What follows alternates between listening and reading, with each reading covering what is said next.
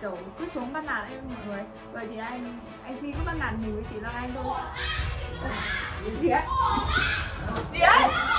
Gì đó? Anh phải làm gì? Anh vào đây làm gì? Ngáo với trường á. Hả?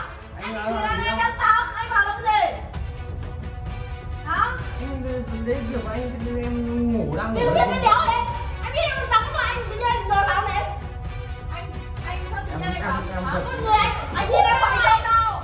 Anh Sơn đây, Sơn đánh không bạn anh ơi.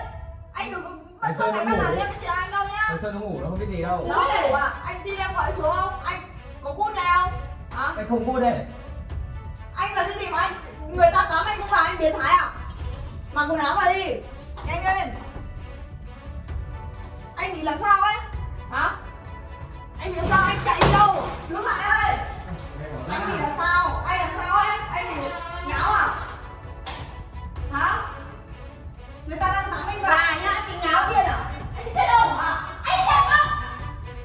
Anh đang làm gì đâu đây? Anh đang làm gì chưa? Anh làm gì? Anh đang làm gì em chưa? Này anh chỉ em tắm anh rồi đấy, đi thế nào? Anh bảo anh đi vệ sinh anh biết em đang tắm đâu. Chắc là tôi đi làm vệ sinh á, không phải không có. Thì em đang ở dưới này anh tiện anh vào đây luôn thì anh ngờ là em đang ở tắm ở trong đấy. Anh bị làm sao ấy? Anh Điện thoại anh vừa thôi á. Này anh đang đi vào trong đấy nhá, anh đang tắm ra xong đâu. Thì bây giờ thì Lan Anh ở trong đấy anh biết được đâu. Thế mà anh đi ra rồi anh không có để thời giờ qua thế nào? Nếu mà anh biết ở trong đấy này thì em sẽ không cho anh vào. Thôi em mới thử áo xong bây giờ em phải mặc áo cũ lại.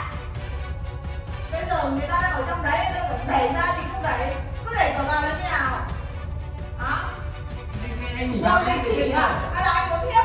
Anh muốn hiếp? Hiếp cái gì? Em chẳng muốn hiếp cái gì cả. Anh tưởng là Sơn ngủ cái tòa không nhìn thấy anh á, không nghe tiếng Em đây là gọi anh Sơn xuống đây bảo nó bộ anh đấy. Các bạn Anh làm gì đâu, anh có đâu làm gì anh thấy hôm nay có người không ai nhà anh làm như thế à? Hả? Nhưng mà anh chưa làm gì cả. Đúng không? Anh đang làm gì đâu. vô duyên thôi, đừng bảo làm gì. Cái câu đéo làm này không Cái biết bảo gì. này, rồi đến lúc anh làm được gì rồi ấy, thì lúc đấy chả anh biết cái gì mà nói với anh đâu. Thì lúc đấy tôi đang nói.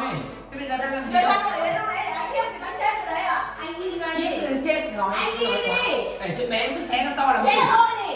Thật Em thế đã à? đẩy anh ra rồi thôi, anh vẫn lô đảo em Em hả? đi gạo lên thì trong khi không có chuyện gì xảy Lô ra. đảo em hả? Trong khi không có chuyện gì xảy ra cứ đi cào lên. Nhà vệ sinh trên tầng có 2 cái nhá. Nhưng mà anh đang ở dưới đây thì tiện anh vào đấy thôi. Trên cái cục cướp em đã bảo không được vào cái khu này mà. Gọi anh Sơn xuống đánh không em à? Đỡ phải nói nhiều. Hả? Rồi gọi anh Sơn từ đây. Gọi anh Sơn từ đây.